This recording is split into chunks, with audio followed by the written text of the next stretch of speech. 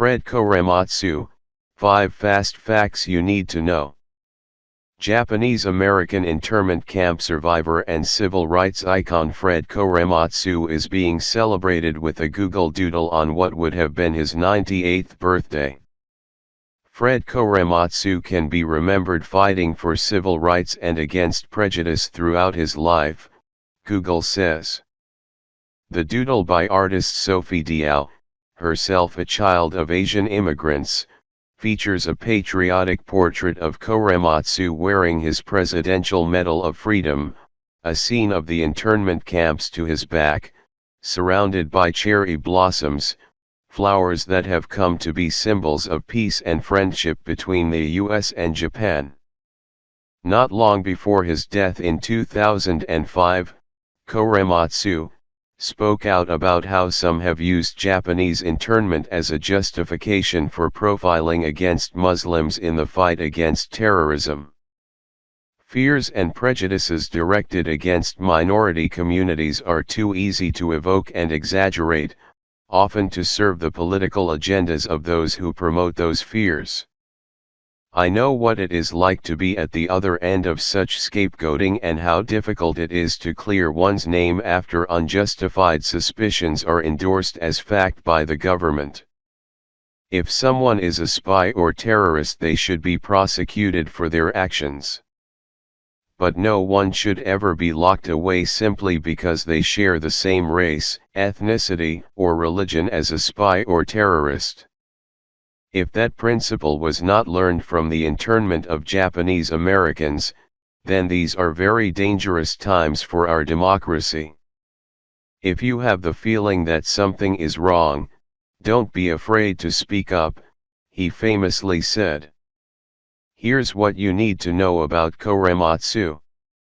1. Korematsu was born in Oakland and was not able to find a job after high school because he was Japanese.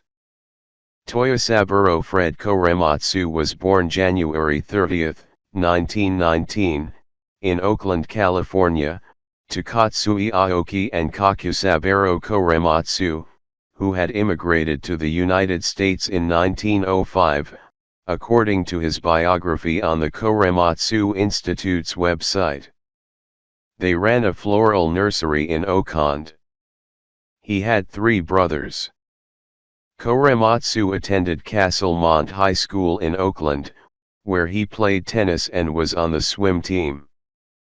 Korematsu tried to enlist in the military in 1940, but was rejected due to stomach ulcers.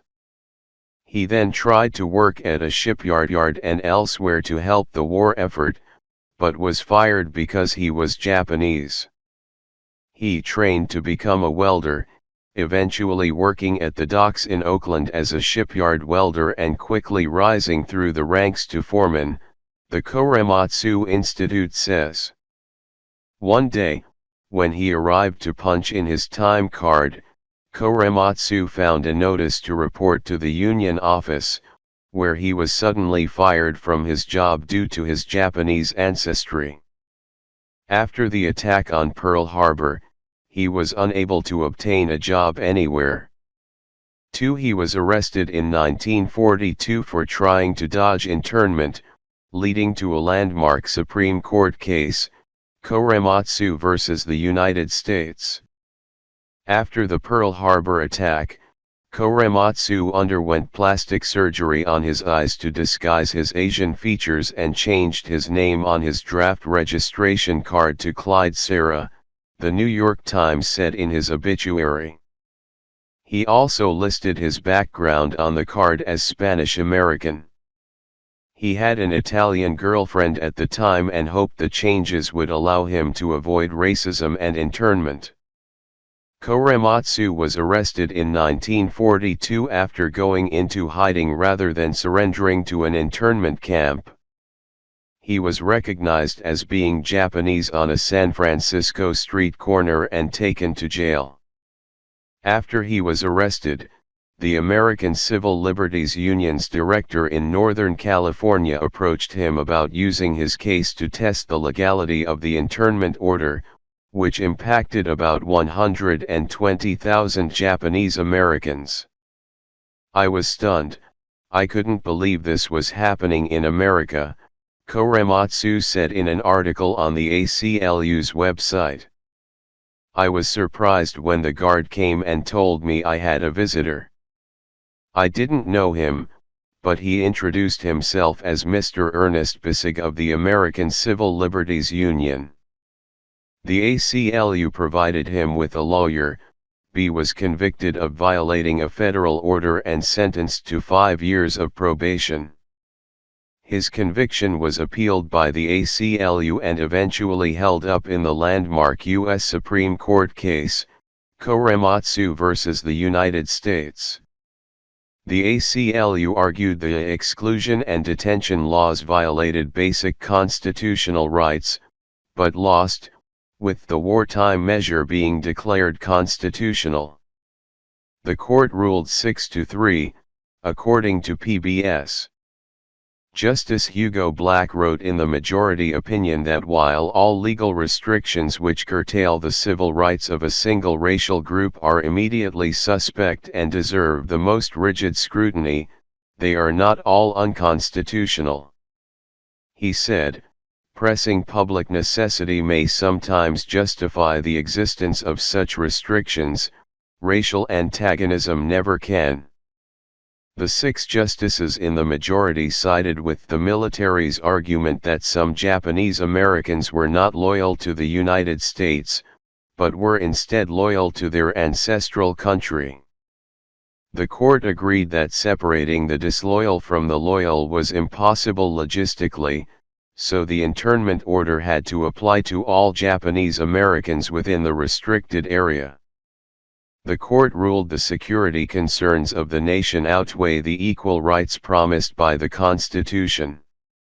In his dissent, Justice Robert Jackson said Korematsu has been convicted of an act not commonly thought a crime. It consists merely of being present in the state whereof he is a citizen, near the place where he was born, and where all his life he has lived. Korematsu and his family were held at the Central Utah War Relocation Center in Topaz, Utah, until the end of World War II in 1945.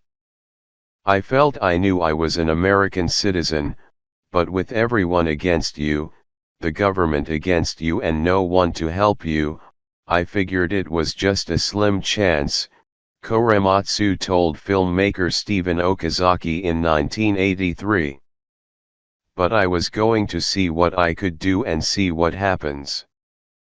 3. His conviction was overturned in 1983 and he was awarded the Presidential Medal of Freedom in 1998.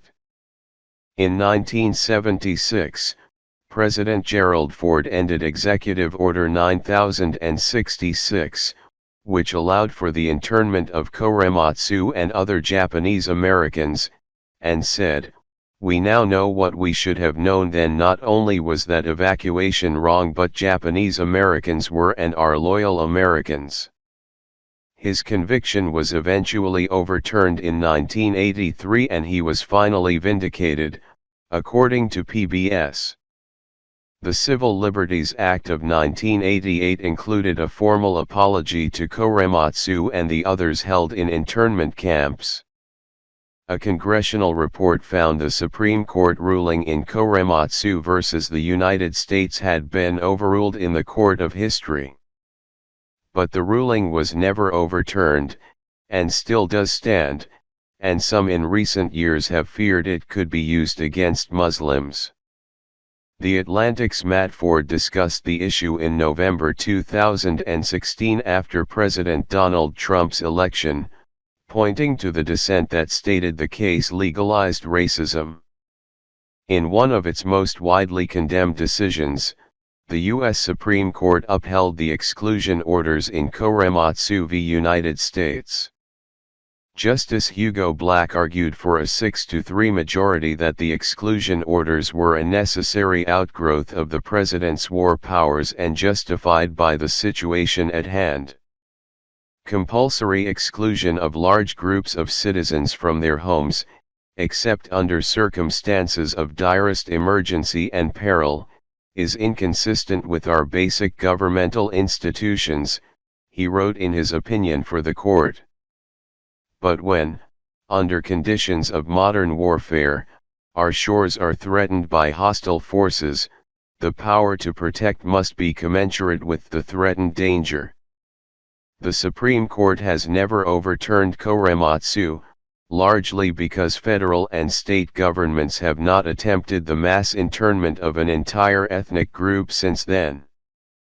But the decision belongs to what legal scholars describe as the anti-canon of American constitutional law, a small group of Supreme Court rulings universally assailed as wrong, immoral, and unconstitutional.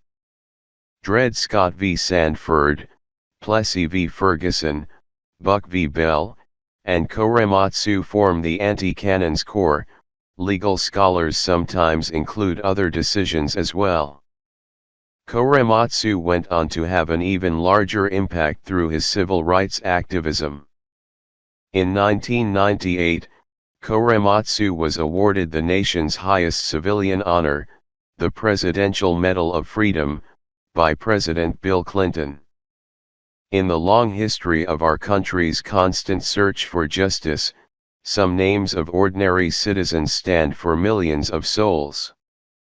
Plessy, Brown, Parks, Clinton said. To that distinguished list, today we add the name of Fred Korematsu. For Korematsu, who died in 2005, was married and had 2 children. Korematsu died of respiratory illness at the age of 86 in California on March 30, 2005, according to the Los Angeles Times. He was survived by his wife of 59 years, Catherine Pearson Korematsu, along with 2 children, Karen and Ken. He had a very strong will, his attorney, Dale Minami, told the LA Times. He was like our Rosa Parks.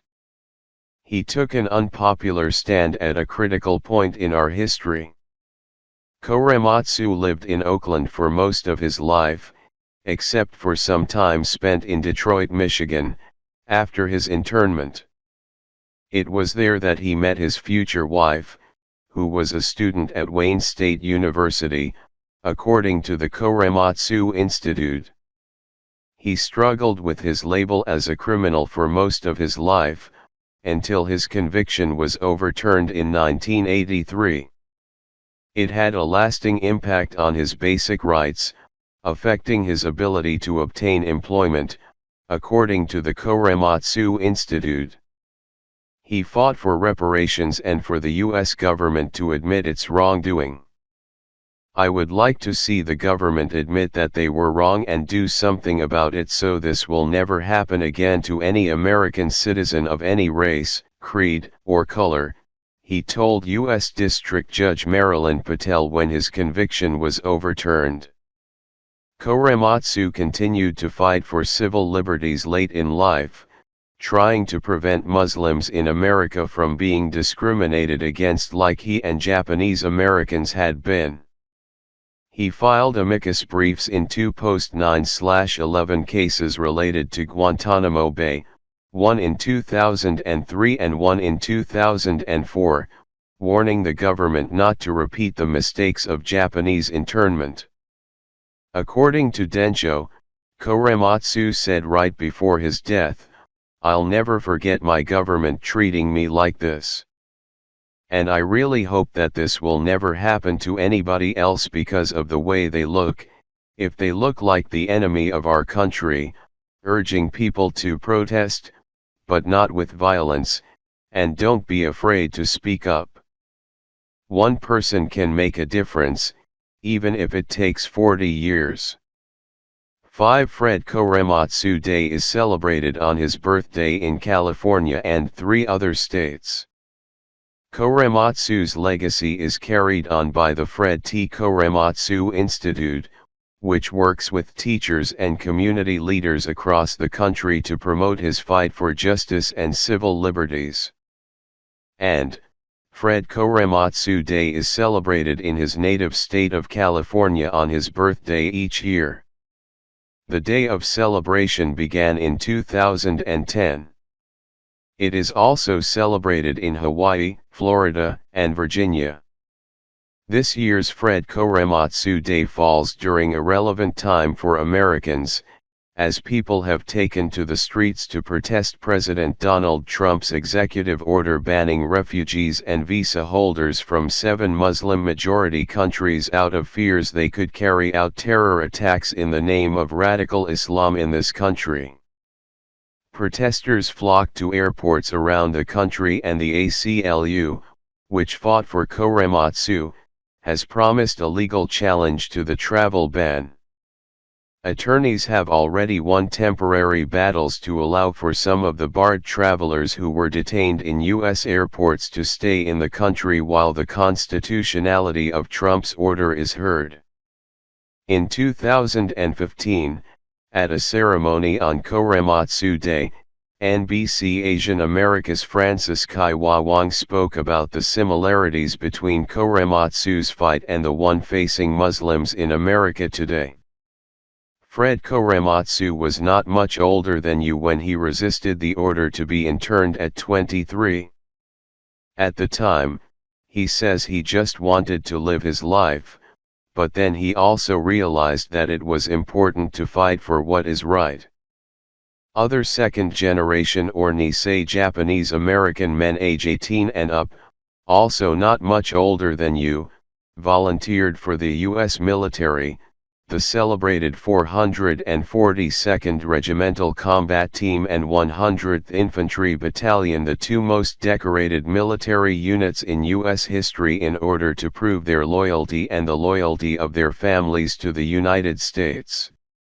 Unfortunately, some of the racist fears behind the incarceration of Japanese Americans during World War II still exist in our society, in our state, in our schools, and it is important for all of us to take the time to get to know each other better, to stand up for each other, and to speak out when we see prejudice and injustice. This is for all of us. As Fred Korematsu said, if you have the feeling that something is wrong, don't be afraid to speak up and stand up for what is right. Korematsu's daughter, Karen, who is the director of the institute that bears her father's name, also recently spoke out about her father's legacy as it pertains to Muslim Americans today. He would be really disgusted that we haven't learned our lessons of history, she said of Trump in an interview with KTVU-TV. What we didn't learn from 1942 from President Roosevelt's executive order is that we cannot racially profile and assume that everyone is guilty just because they are associated with one religion or one ethnic group. It's very scary. It's like 1942 all over again, she said. So when people are making statements that totally go against all principles of being an American, then we all need to speak up. Of executive orders, like the immigration order issued by Trump and the one issued by President Franklin D. Roosevelt that led to her father's internment, she said Americans might not understand their power. That does not need to be approved by Congress. That's the power of the executive order, she told KQED-TV. So we need to caution people and make them aware that we are in danger of making the same mistakes. Karen Korematsu told the San Francisco Chronicle she is hopeful people speak up against discriminatory orders.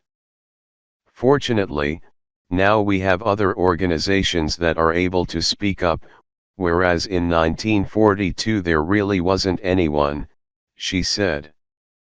But now that's all changed, and we should all work together so that we can change the hearts and minds and stop this racial profiling and this racial discrimination in this country.